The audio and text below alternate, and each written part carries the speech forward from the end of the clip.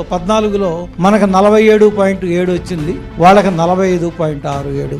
Marginal గా 1-2% తోనే 14లో మనం విన్ అయ్యాం. ఆ తర్వాత ఓట్లు చీలికి మూలాన మనకి 23 సీట్లకే వచ్చాం. లేకపోతే మినిమం ఓడిపోయినా సరే 65 నియోజకవర్గాల్లో ఈజీగా గెలిచేవాళ్ళం. అందుకని మనం మీకు ఇప్పటికీ చెప్పదలుచుకున్నది ఏంటంటే, రాష్ట్రంలో 147 నియోజకవర్గాల్లో తెలుగుదేశం, జనసేన, బీజేపీ 3 కలిపితే ఓట్లకి వైసీపీకి ఓట్లకి మధ్య 5% గ్యాప్ ఉంది, అంటే 2% గ్యాప్ ఉంది. మనం 2019 ఓట్లని సస్టైన్ చేసుకుని ఇంకొక 2% ఎక్స్ట్రా తెచ్చుకుంటే 147 కాన్స్టిట్యున్సీలు గెలవచ్చు. 28 కాన్స్టిట్యున్సీలు, ముఖ్యంగా కర్నూలు అండ్ కడప, అక్కడ తెలుగుదేశము, బీజేపీ, జనసేన కలిసినా కూడా వైసీపీకి మనకి వాళ్ళకి మధ్య గ్యాప్ 10 లక్షల ఓట్లు తేడా ఉంది. 10 లక్షల ఓట్లు తేడా, చాలా చాలా వైడ్ మార్జిన్ ఉంది. అందుకని మేము ఇక 175 నియోజకవర్గాలని మేము బలహీనమైన నియోజకవర్గాలు, బలమైన నియోజకవర్గాలు కొంచెం పక్కన పెట్టండి, అన్నిట్లో సమానంగానే పనిచేయాలి.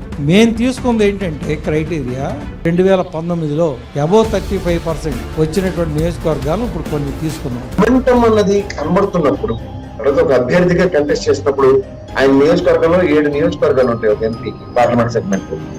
ఆ 7 ఎమ్మెల్యేల యొక్క పనితీరు, వాళ్ళ యొక్క confidence levels and how it is leading and how is affecting for his MP అన్న దానికి చూసుకున్నప్పుడు ఆయనకి ఆ 7 నియోజకవర్గాల్లో వాట్ ఇస్ ద టర్న్ అన్న దాని మీద అతనికి అవగాహన ఉంటుంది.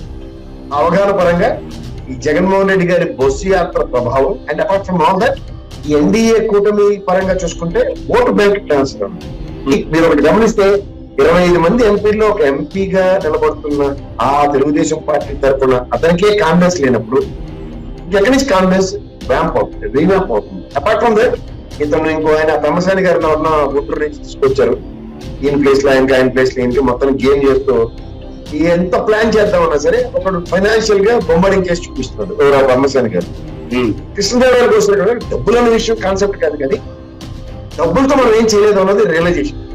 ఎందుకంటే కంపారిటివ్ కృష్ణదేవరాయలు గారు వర్సెస్ బ్రహ్మసాని గారిని కంపేర్ చేస్తే ఈయనకి ఉన్న 5 సంవత్సరాల అనుభవంలో గ్రౌండ్ లెవెల్లో what is YSRCP, what is Telugu Desam, what is Janasena అన్నదని దీనికి బ్రహ్మాండ అవగాహన. దీంతో బీజేపీ పరంగా అన్నది పార్లమెంట్ సభ్యుడు కాబట్టి నేషనల్ వైడ్ గా బీజేపీ మూమెంటం ఎట్లా ఉందో, అండ్ అపార్ట్ ఫ్రమ్ దట్ ఈ కాన్స్టిట్యూన్స్ లో ఈ బీజేపీ ఓటు బ్యాంక్ వల్ల ఈ సిఏ క్యాలిక్యులేషన్స్ ఉన్నాయి. ఇట్లన్నిటితోనూ అతనుకున్న అవగాహన ప్రకారం పర్ఫెక్ట్ గా ఎన్డీఏ కూటమితో అవుట్కమ్ ఏమీ లేదు అన్నది మాత్రం అతనికి ప్రాథమిక అవగాహన. ఒక మనిషికి కాన్ఫిడెన్స్ లెవెల్ లేనప్పుడు అతను రీబూస్ట్ చేయడానికి అధినాయకత్వం ఏమైనా ప్రయత్నిస్తుందంటే శూన్యం.